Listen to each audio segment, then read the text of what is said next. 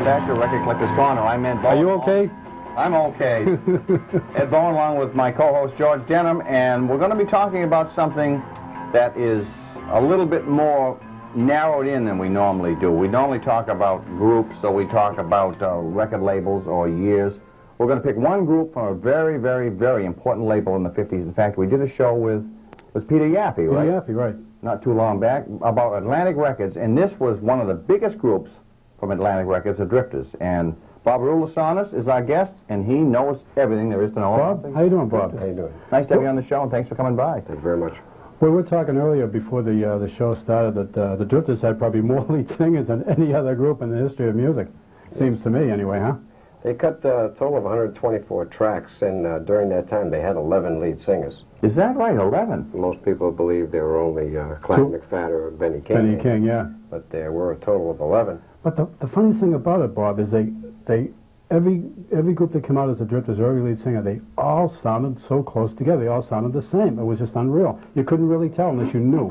That was a patent that was really laid down by George Treadwell, who was the owner of the Drifters' name. Mm-hmm. He was Sarah Vaughan's husband. Mm-hmm. And he began with Clyde McFadden until Clyde got drafted in the Army back in '54. And then he replaced Clyde with a gentleman by the name of Danny Bowen, who made only 2 cuts. Yeah. It sounded so much like Clyde McFadden that nobody realized Nobody it was even really him. knew, yeah. And he followed with Bill Pinkney, Bobby Hendricks from Itchy Twitchy Feeling, Yeah.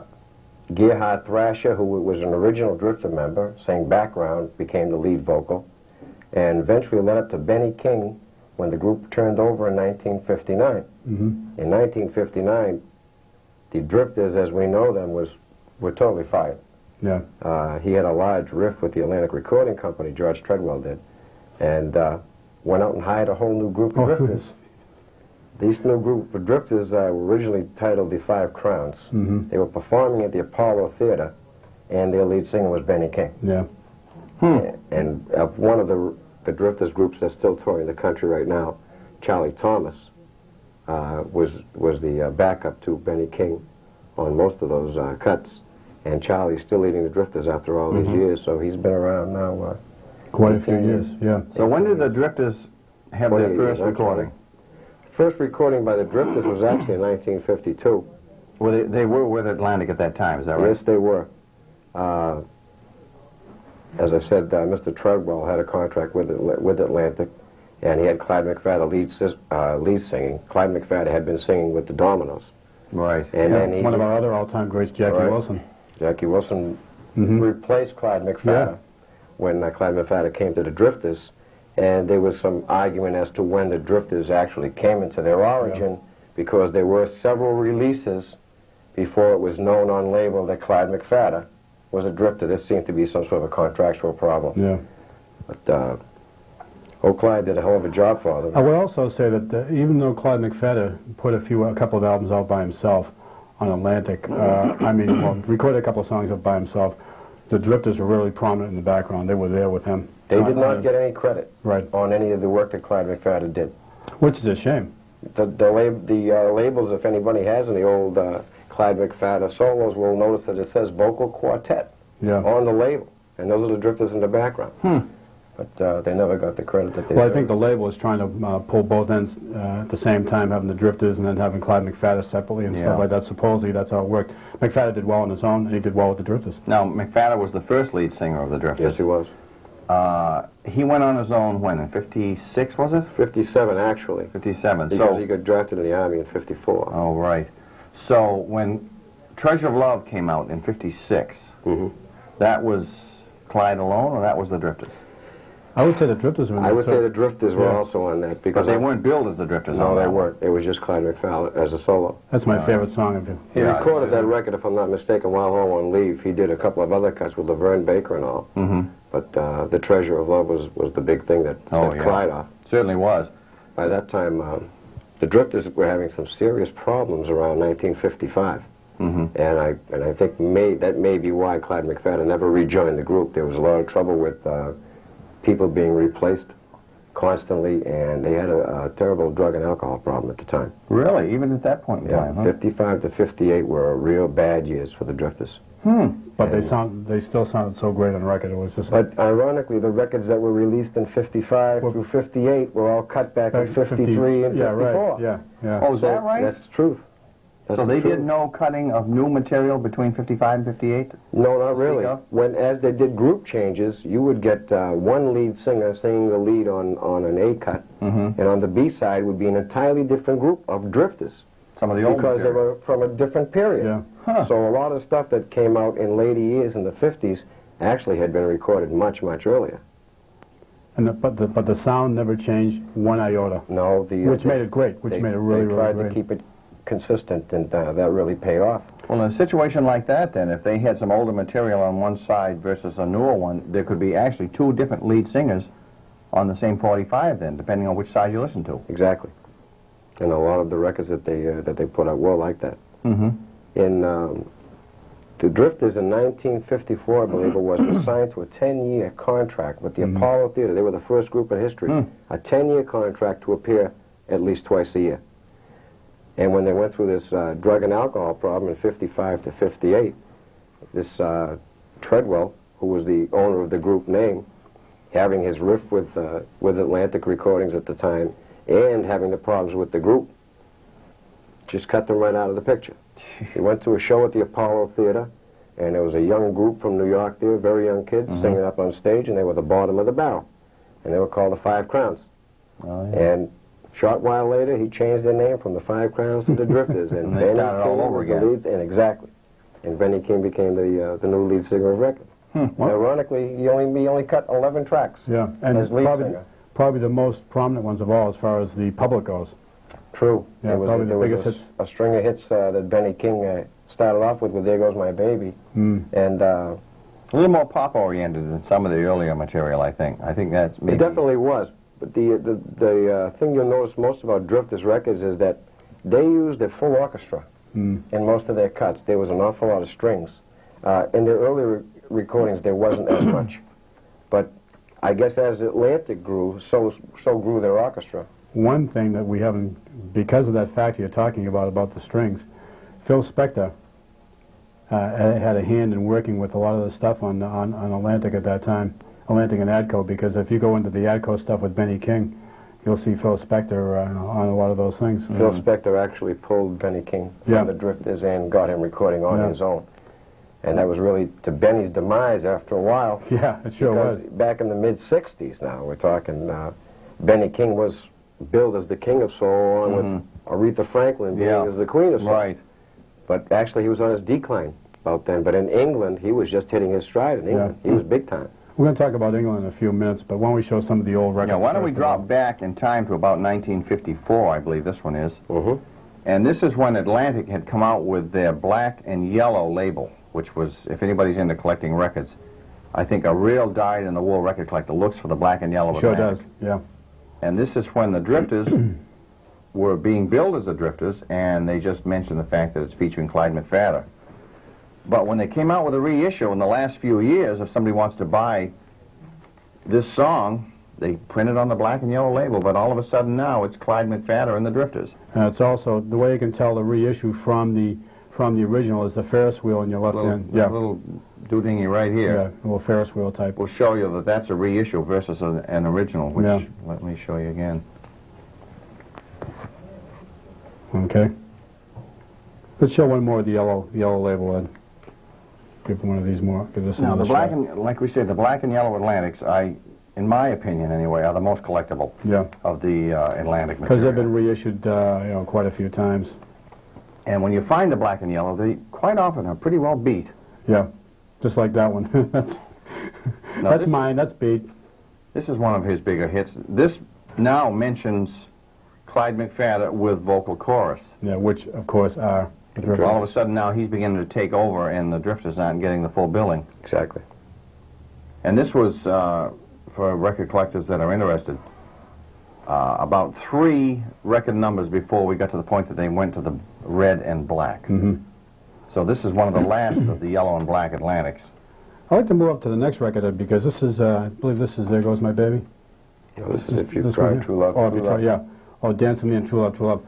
Well, Dance With Me was a big side, But a lot of people were requesting True Love, True Love. Exactly. I consider that the better side. What about you, Bobby? I like the True Love side myself. Isn't it I'm great? torn because I love all their music. Yeah. But the True Love side, ironically, that's not Benny King lead singing. I was going to ask you, who's lead singer on this one? Johnny Lee Williams.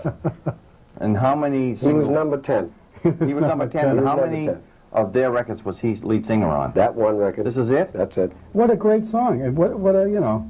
The flip side is Dance With Me. Who was the lead singer on That's that one? Benny King. That's Benny King. Absolutely. So you've got two different lead singers on the same group. Exactly. That On the was same record. That was at the time that Benny King was just departing Atlantic for the The subsidiary Atco. Atco label. Oh, yeah. The solo career, yeah. We can, we can name like tons and tons of records by the Drifters, and we should probably name a few of the big ones like This Magic Moment. This Magic Moment, remade by Jay and the Americans many years later, featuring Benny King as lead singer. This was one of the breakthrough records, I think, as far as big chart action for the Drifters. Sure was. Of course, Magic Moment. other ones would be like There Goes My Baby, Save the Last Dance for Me. A lot of people out there don't realize, well, you mentioned 124 track, 124 cuts. That is a lot of songs. It sure is. And I would say out of 124 tracks, maybe even 60 might have gotten maybe 60 probably made the top 100 charts. And that's still a lot of songs that make the top 100, maybe even more. Ironically, the two best well-known, or the two most well-known lead singers for the Drifters probably had very few cuts, and that being Clyde McPhatter and Benny King. Yeah. Benny King had only 11. I'm not sure exactly how many Clyde McPhatter had. Rudy Lewis, who was number 10, lead singer, probably was the lead vocal on more cuts than any one Oh, really? the lead artists. And that was right up to the very end of their recording career when Johnny Moore rejoined the group and became the lead on songs such as I've Got Sand in My Shoes. Oh, and, yeah. Under the Boardwalk. Right. Johnny Moore was number 3, and then he came back and was number 11. And the all-time Now, you had lead mentioned one lead singer that had a big hit on his own in '58, and that was Bobby Hendricks with Itchy Twitchy Feeling. When was he involved with the Drifters? He got pulled in during that bad drug time. Oh, he did. He got pulled in by another gentleman by the name of Bill Pinkney, who also left the Drifters and also had a large solo career. At one time, the Drifters were just complemented with people who were actually all good lead singers in themselves. All played different parts, but were all versatile. So that gave the group some strength, even though there was a lot of change. They were replacing people with strong people. So like a Absolutely. revolving door, so to speak. It really In and was. out, in and out. Yeah. There were many people who left the Drifters and then formed their own groups called the Drifters. And this led to a lot of litigation. I was just going to say, doing that, were they doing this with permission from Treadwell? No, they didn't. To drop the litigation, a lot of groups had to change their names again. There was a group from England that had called themselves the Drifters, and they Really? became an instrumental group. But Bobby Hendricks tried to form his own version of the Drifters, and he was subsequently told to change the name. But Did any of these groups that changed the name have any chart action under their new names that you know of? Like Bobby Hendricks, when he went to another group, do you know of anything offhand that he Bobby had? Hendricks went with the Flyers. And not really. Other than Itchy Twitchy Feeling, Bobby Hendricks really didn't make too much of a splash after that. Now, was Itchy Twitchy Feeling before or after he was with the Drifters? Itchy Twitchy Feeling was after he left the It was Drifters. after. Because he recorded Moonlight Bay and Drift Drop. Right. Those were the only two cuts I believe he Oh, was yeah. on. One thing we didn't touch upon yet, which you and I talked about coming down here, was the fact that the songwriters that were involved with this one group, I mean, they were involved with a lot of people, but this seemed to be their main source of writing material for. Why don't you just name a few names? Well, Buck Ram, who did a lot of the promotional work for the Platters. Yeah. So many names, it's hard to know where Thomas. to begin. Burt Bacharach, Hal David wrote a number of Drifter songs. Barry Mann, Cynthia Wales, Really? Jerry Wexler, Jerry Lieber, Mike Stoller, Carole King, Jerry Carole Goffin. King, Jerry Goffin. There were so many people, and probably during their biggest time, say 59 on, the most prolific writers would have been Pomus and Schumann, Doc Pomus and Mort Schumann. yeah. They wrote a lot of material for the Drifters. Treadwell, who was one of the originators of the Drifters name, was one of 3 people that panned in to write There Goes My Baby. And later on, Lieber and Stoller got together with, I believe it was Barry Mann and Cynthia Wales, and they wrote On Broadway, which became a big smash hit, and it's been used in commercials for Radio Free Europe. And George Benson did his own takeoff on Broadway, which was a lengthy version. So we're not talking just off-the-wall writers. We're talking about people that have written songs for millions and millions of record sales, probably hundreds of millions of record sales. At least we forget Norman Petty. Norman Petty, yeah. Norman Petty was also involved in some of the Drifter tunes. I can't, for the moment, remember who's to who. I've got the list in my pocket, and I'd be embarrassed to pull it out now and tell your audience by looking at this sheet of paper. It's an enormous sheet of paper, and it's enormous how many people have contributed to just this one group. If you had to count the number of people who were actually listed as Drifters, you'd probably fill up a page and a half. Yeah. Because as I mentioned, at one time back in the early 60s anyway, there were at least 3 Drifters groups touring the country. Legally? Legally. And at no time did you ever see the same group of people. Now, in those 3 groups, were there any original members? And when I say original, from, let's say, 54, 5, 6. For 54, 5, 6. None that I can think of. The offshoots of the 60s were all from the old 5 Crowns. Oh, yeah. That break that they had. They had a break, but the majority of them stayed together. There was a Doc Green who sang with the 5 Crowns, along with Benny King and Charlie Thomas. Right. In fact, he's been around not too long ago in this area, I think. Doc Green, hasn't he? Doc Green might have been. Yeah. And most recently I saw Charlie Thomas on that Motown Salutes the Apollo. Oh, yeah. With his group of the Drifters. One thing you told me, Bob, was you had the opportunity of singing with the Drifters, huh? From 1955, when I started collecting Drifters material as a young boy in Boston. Oh, yes. I was only 3 at the time. I used to have this little record shop on Washington Street called Cray's Music Shop. I used to sell papers in front of the Sumner Tunnel, the only tunnel at the time. I used to spend all my money at Cray's record shop. But whenever the Drifters came to Boston, they would stop in at Cray's record shop. And they had my word there that any time a new Drifter release came in, just put it aside for me. I didn't care what it sounded like. I just wanted it. So one day I went in there, and he knew exactly when to expect me. One day I missed the Drifters totally. They came in the store, and I never got to see them. And I was hurting for a while. You know, I said, gee, I missed the group. Approximately 5 years later, I saw them down at the Candy Stick of Go-Go in Nantasket. And I got a chance to speak to all the members, and I spoke to Charlie Thomas, and we talked about old times, and he says, you weren't the guy that was supposed to meet us at the Cray's record shop. I sure was. And I said, yes, I was. So I didn't see the Drifters again until approximately 10 years ago. It was about 77, I guess it was. They were appearing over in Somerville at the Holiday Inn. Oh, the Holiday Inn. The Holiday Inn. And I said, I got to get down and see that show tonight. So I went down, and I got there early, and I met Charlie Thomas at the bar. And he remembered me, and we started talking. Charlie had a few drinks, and he says, I'll get you a front row table. Sure enough, he planted me right alongside the stage. So the young lady I was with, she was very impressed with all this. And oh, you really knew what was happening, right? I was excited, to say the least. And I had sung with groups back in the 50s and 60s, and I had studied all the Drifters' music. I knew all the different vocal arrangements and the backgrounds and all. So as I sat there tapping away on the table, I was mouthing different parts of each song, and I'd go the full length mouthing it. This lead singer, this young gentleman they had lead singing, I don't even know who he was. He might have been number 20 by now. But he came over to me, and he placed the microphone. He was doing Save the Last Dance for me, and he put the microphone under my mouth, and I immediately took off. Yeah. So he was so impressed, he took off his sequin jacket, placed it over my shoulders, picked me up from the table, and I went up on stage and sang 3 songs. Oh, right. Is that so right? I think I'm lead singer number 21. I think that's what it makes me.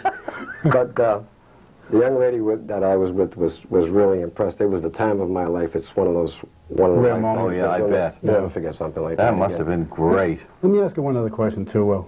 We try to ask people this when they come on, if they have favorite artists and stuff like that. And you have your favorite artists as the Drifters, but what is your favorite song by the Drifters? Do you have 1 or 2 favorites that you really like over any of the other ones? I know I do. I absolutely do, and I think everyone likes the Up on the Roof and the On Broadways and the There Goes My Baby, but there are several that I like. There was one by Burt Bacharach called Mexican Divorce, which I'm really proud of, and also I Don't Want to Go On Without You. We were talking about that. It's a great song, isn't it? Powerful. Yeah. Powerful song. And when did that come out? That was the flip side of Under the Boardwalk. I believe so, yeah. No, I'm sorry, of On Broadway. Broadway. On Broadway. That was the flip side. I Don't Want to Go On Without You. But it's hard to tell when the song itself was cut. No, it's another one of those iffies. Another one of those iffies. They did an awful lot of that. They recorded a lot of Drifters material evidently when the performers were up to performing. Yeah. And then stashed it away. And then later on would record one song, an A-side, let's say, and they'd throw something from the vault in on a B-side. Do you know who the lead is on the one that you like there? If I'm not mistaken, I think it's Rudy Lewis, who was the premier lead singer for the Drifters for years. Well, my favorite cut, other than True Love, my second favorite cut is When My Little Girl Is Smiling. Absolutely. Great song. Great song. That Doc Green did not get the credit for the lead on that, but I know he did the lead on that one particular song because I saw their performance live, and Doc Green sang the song then, and he was one of the members of the Five Crowns. Yeah. So the Drifters really hold a special place in my life. I mean, we're talking a lot of years here, from 55 to That's now. right. We're talking 32 years, about That's about right. 32 They're still years. on the road. I mean, it's incredible. They're still Talking about on the road, we're talking about Benny King. Probably the most notable drifter of them all, probably, other than Clyde McPhatter. Yeah, especially now. Even the younger kids are into Benny King at this point in time because of this resurgence of Stand By Me. And I think that could help a little bit of airplay for the Drifters. They've got a new album out now with the best of Benny King. Of course, Stand By Me is the big deal. Yeah. But it's the best of Benny King And the Drifters. and Benny King with the Drifters. Oh, really? Yes. So there are some cuts on that album with Benny King of some of his singles with the Drifters. Plus, Warner Brothers Special Products is releasing the Ultimate Benny King CD. It's got 20 cuts on it. Of course, we know that there's going to be some Drifters material on there with Benny King, so that should be exciting to see and hear. Can't wait to hear that one. We also have one of the very few books written about the Drifters, and this was written by Bill Millar, and this is, I believe this was done in England. This book was written in England. It's published by Collier Books. In New York. Yeah. The publisher's New York. This is one of the most extensive books on the Drifters I've ever seen. There's been a lot of articles written about the Drifters, but this is really in-depth on the Drifters. Even the cover's confusing because it shows 4 people and the original group supposedly had 5. 5, yeah. Right. Do you know whether or not this book is still available? I don't think it is. I got like 3 or 4 of those at one time, and I gave Bob one, and I don't think it's available anymore. It's too bad because I believe I got that in England. I got a couple of copies of that in England. It's a great, great, great book. I see Super it reading. came out in '72, so yeah, chances are this would be pretty tough to find. I believe that's part of a series. Oh, really? A lot of the old R&B groups, because I did see that series down south somewhere, and I can't remember exactly where. But they had separate books in a lot of the groups, especially the old bird groups and stuff. Yeah. If by reading this, when you read this book, you might find that certain pages might be identical to other books, and there are just certain paragraphs Taken out. edited, Yeah. and Drifters, Yeah. Penguins and all, Crows, all edited right in there.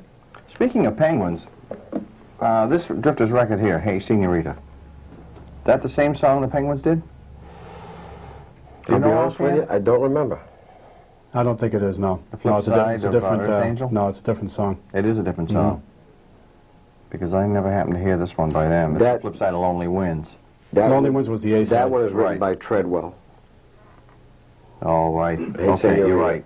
Yep. Okay, I don't believe you'll find that under the Penguins. Plus the Penguins were a West Coast group, and Right. the Drifters were an East Coast group, so there's just split right there. Because that would be a question I would think that's an unusual title, Hey Senorita. That would be something I think that a lot of people would be interested in to know. It does say Lieber Stoller in production, too. That was when they were... Lieber Stoller did most of the production work on all the Drifters material. If you look up in the back of the Drifters book here, it has a breakdown of all the years and who produced all these things, and Jerry Lieber and Mike Stoller produced just about everything the Drifters made, except for the very early production. Oh, yeah. Speaking of early, you know, they didn't do a half-bad job on White Christmas. I know. That No. was Clyde. Clyde McFadden. What That's back in the old yellow and black Atlantic days, so that's pretty early. Sure is. It's a great, great rendition of that song. Really super rendition. They were just one of the great, great groups to come out of the 50s and go into the 60s and the 70s and last. You know? And it just goes by every time you go to a jukebox, I'm sure there's a Drifters record on. Every time you turn on the radio, on some of the oldie stations, they're always playing Drifters songs. And by the way, we're talking about this, that in the last year in England, there's at least been an American oldie from the 50s on the charts in England. At least out of the 52 weeks, about 40 weeks of last year was filled with American number one Oldies. songs. And Stand By Me went on the charts and was number one for like 4 weeks. To follow that up was Percy Sledge, When a Man Loves a Woman. It just came off the charts about 2 weeks ago. So we're talking the people in England are really getting the music now that they should have gotten a long time ago. And they're loving it over there. I think it's, you're seeing a certain amount of it over here, too. You get the influence of oldies. Commercials. Commercials are loaded with oldies. Loaded with oldies. Why do you think that's the big deal now? Because it was great music. It was not knocking the music of today, but it was listenable. It was happy music. It was just fun music, or what? Yes, I think if you look back in time, after each and every war, there was that period of tranquility. But I think far beyond most of the years in the past, the 50s were probably the happiest of times, let's say. Fun music. For music especially. It was going through a big transition age where blacks were just beginning their entry into the white market. And I lost my track. Okay. No, the 50s were a happy time, and a lot of that music, I know my children, they all have their own record collections, but they know all of my 50s and 60s material already, and they love the stuff. So there's something that's lasting there that even they are picking up on.